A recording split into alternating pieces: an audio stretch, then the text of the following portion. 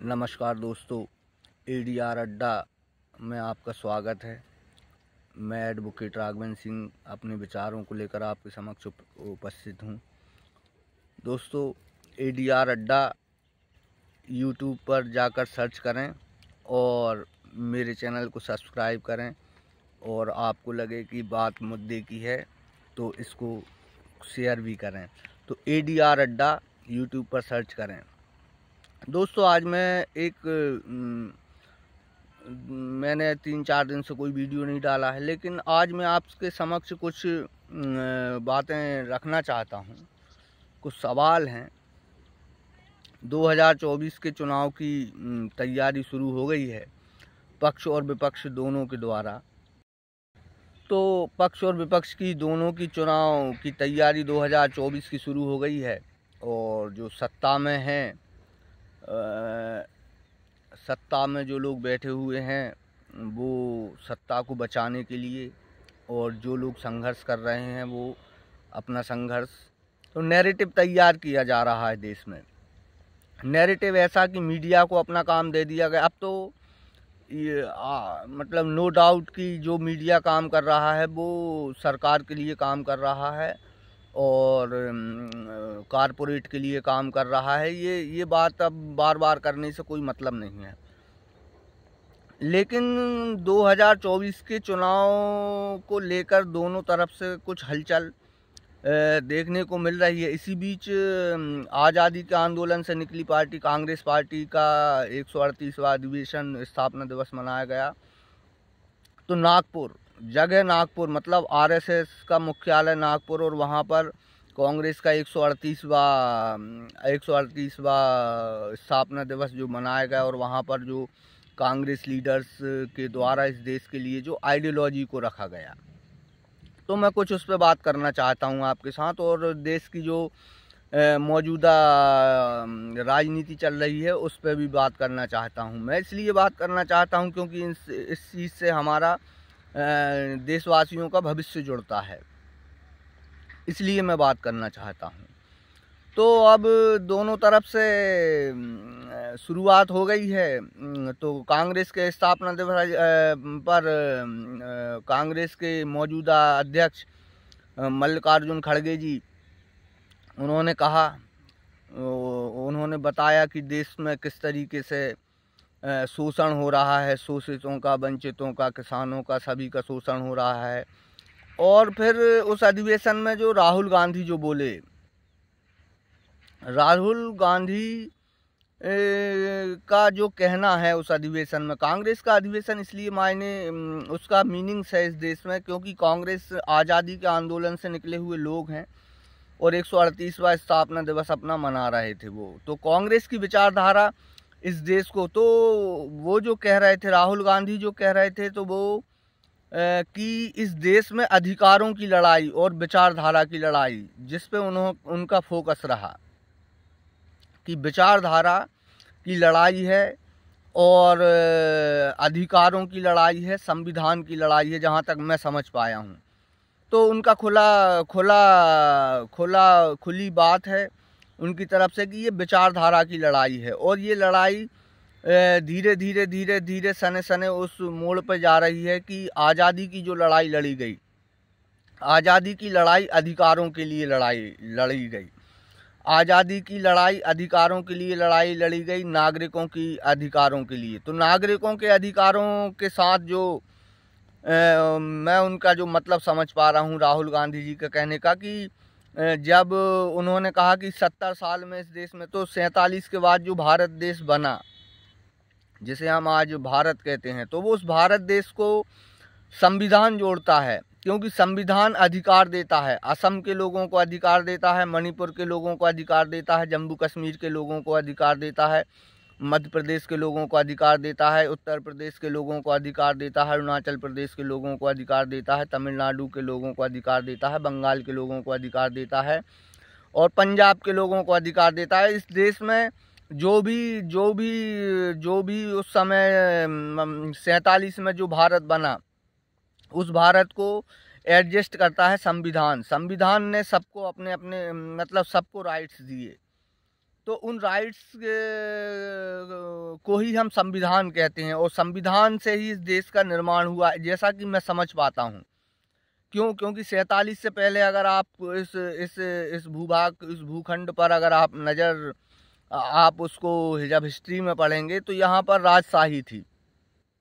500 कुछ तो रियासतें थीं, 500 राजाओं की रियासतें थीं, और उनको विलीनीकरण करके और आज़ादी के आंदोलन से जुड़ के, और ये संविधान सबको समान अधिकार देता है, इसलिए ये इतना बड़ा भूखंड भारत कहलाया, जिसको हम भारत कहते हैं।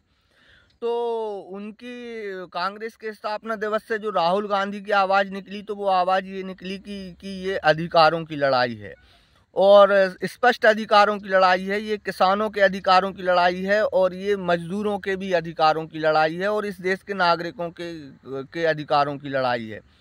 जिस तरीके से संसद के द्वारा कानून बनाकर अधिकारों को सीमित किया गया या ख़त्म किया गया, उसकी लड़ाई है। तो अब ये 24 का जो चुनाव है, ये तय करेगा कि इस देश में जो पूंजीवाद, जिसको मैं पूंजीवाद कहता हूँ, कि पूंजीवाद जो इस देश में हावी हो रहा है, ये लड़ाई पूंजीवाद निजीकरण के खिलाफ है। जो ईस्ट इंडिया कंपनी जो टैक्स वसूलती थी, और जो टैक्सेशन की नीति है, जो कि व्यापार की नीति है, उस व्यापार की नीति पर के खिलाफ ये लड़ाई है। मैं साफ ये मानता हूँ कि 2024 की जो लड़ाई है वो व्यापारिक नीतियों के खिलाफ की लड़ाई है, प्राइवेटीकरण के खिलाफ की लड़ाई है। और प्राइवेटीकरण से इस देश में कभी खुशहाली नहीं आई, कंपनीवाद से इस देश में कभी खुशहाली नहीं आई, तो उसकी लड़ाई है। अब 24 में बहुत सारी चुनौतियों पर चर्चा हो रही है। इस समय ईवीएम पर भी चर्चा हो रही है, सुप्रीम कोर्ट अपनी सुनवाई कर रहा है, और प्रियंका गांधी को भी नोटिस दे दिया गया है ईडी के द्वारा। तो सारी जो सत्ताधारी जो ताकत जिस चीज़ का भी वो इस्तेमाल कर सकते हैं, वो इस्तेमाल किया जा रहा है। तो ये लड़ाई इस देश की अस्मिता की लड़ाई है। अब इस लड़ाई में देखना है कि लोगों तक अपील को पहुंचाना है कि आप किस तरीके का हिंदुस्तान चाहते हैं।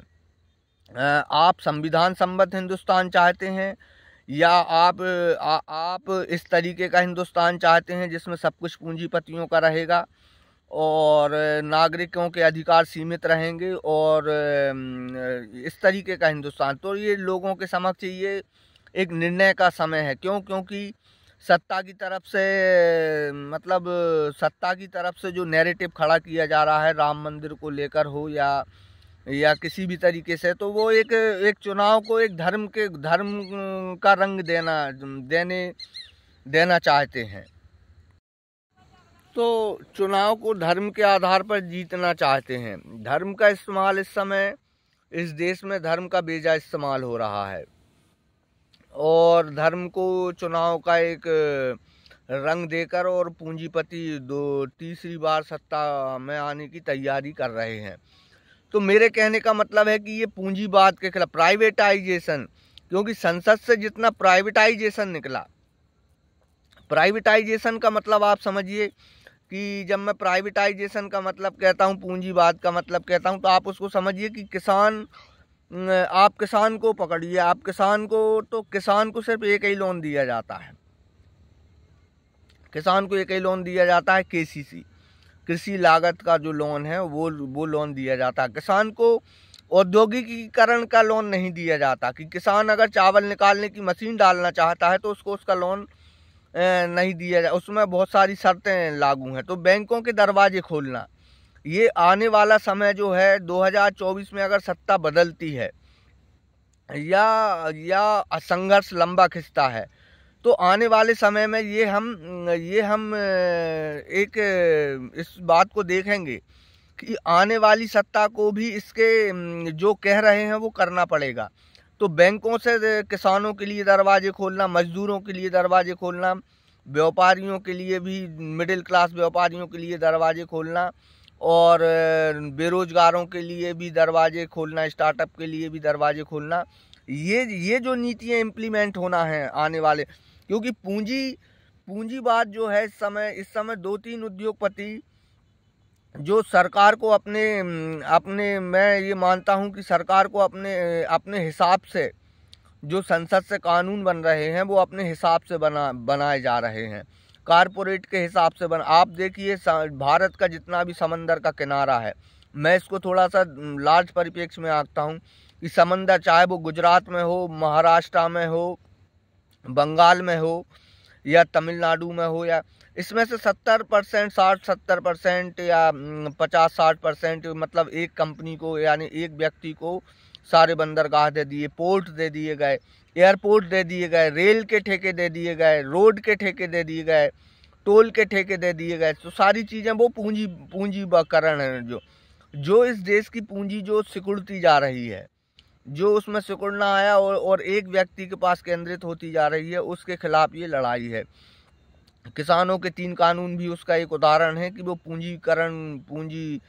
मतलब निजीकरण, ज़मीन का जो कृषि का निजीकरण करने के कानून थे, मैं उनको किसान का निजीकरण कृषि का निजीकरण के कानून मानता हूँ।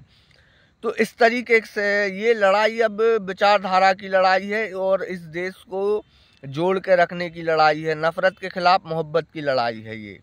तो इसको लड़ने के लिए अब 2024 का चुनाव है। अब चुनाव ईवीएम पर संदेह है। आप देखिए चुनाव आयोग की नियुक्ति में कैसे चीफ जस्टिस ऑफ इंडिया को हटा दिया गया, तो ट्रांसपेरेंसी ख़त्म हो गई। वो जो कानून निकला जिससे चीफ जस्टिस ऑफ इंडिया चुनाव आयोग की नियुक्ति, मुख्य चुनाव आयोग की नियुक्ति से बाहर हो गए, तो उनका सरकार का आदमी बैठेगा वहाँ पर। तो आप देखिए किस तरीके से ट्रांसपेरेंसी को ख़त्म करना, तो ट्रांसपेरेंसी को ख़त्म करना, लोगों के अधिकारों को ख़त्म करना, ये संविधान को ख़त्म मतलब उसके मूल्यों को ख़त्म कर देना, ये लड़ाई अब उस तरफ जा रही है। ये संविधान को बचाने की लड़ाई है। तो आप किसान हैं, मजदूर हैं, मिडिल क्लास हैं या छोटे व्यापारी हैं, तो आपको इस बारे में विचार करना चाहिए, ये मेरा प्रश्न है। और आप खुद देखिए कि 9 सालों में जितना निजीकरण हुआ है उतना 70 सालों में नहीं हुआ। और लोग कहते हैं कि 70 सालों में जो भी सरकारें रहीं उन्होंने क्या किया, तो उन्होंने जो कुछ किया वो आज निजी हाथों में जा रहा है, वो सब पुरानी सरकारों ने किया है। तो ये कोई सवाल नहीं है। तो मीडिया अपना काम कर रहा है ध्यान भटकाने का। और अब राहुल गांधी जी कांग्रेस के सांसद, जिनकी अब एक यात्रा मणिपुर से मुंबई की ओर, क्योंकि मणिपुर में जो हालात हैं मीडिया उसको नहीं दिखा रहा है, लेकिन मणिपुर में बहुत ही संवेदनशील हालात हैं वहाँ पर। ये सारी चीज़ों को तो वो यात्रा से बहुत कुछ अब देखते हैं यात्रा में क्या होता है, क्या निकल के आता है, उस पर भी हम चर्चा करेंगे। तो आपको अगर मेरा वीडियो अच्छा लगा हो तो ADR अड्डा को सब्सक्राइब करें YouTube पर जाकर और ज़्यादा से ज़्यादा शेयर करें। धन्यवाद दोस्तों, बस इतनी बात मुझे आपसे शेयर करना थी। धन्यवाद, नमस्कार।